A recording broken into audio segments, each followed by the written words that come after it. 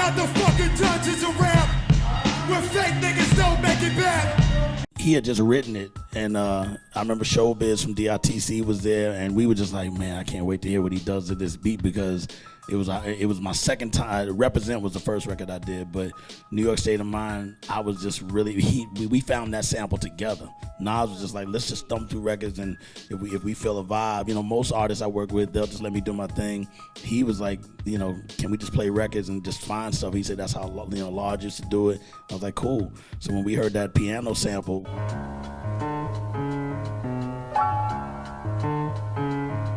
we both looked up at the same time when we heard that melody, and he was like, can you hook that up? I was like, done. Hooked it up.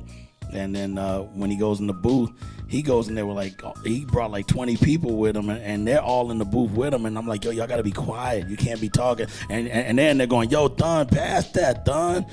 Pass the Henny, Thun. And I'm like, yo, y'all gotta be quiet. You know what I'm saying? Like, that's what's going on. Pass that weed. You know, so all of that. Like Jungle. That sounded like a Jungle. Oh, Jungle was definitely there. Jungle was definitely, shout to Jung, man. You know, so all of that's going on in the booth, and I constantly saying, just be quiet. So Grand Wiz, who's from the Bravehearts, he said, yo, I want you to talk with me at the beginning before the piano comes in.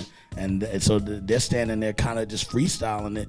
So when he said, he looks down at the paper and says, I don't know how to start this. I'm like, it's coming. So I'm like counting them like this, and he just happens to look up and goes, Rappers are monkey flipping with the funky rhythm I be kicking. And did it in one take. And we were just like, and then I remember when he did the whole take, he goes, well, how was that? Was that cool? You know, all shy and everything. Was that cool? We were like, dude, New York's about to go crazy.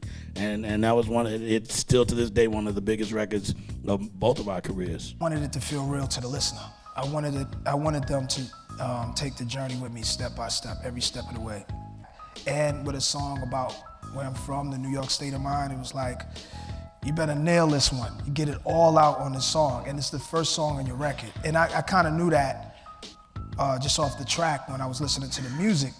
I knew that would be the first song on the album. What's one classic hip-hop track you wish you could see being made? If you love music, check out the music-inspired t-shirt at k2store.com.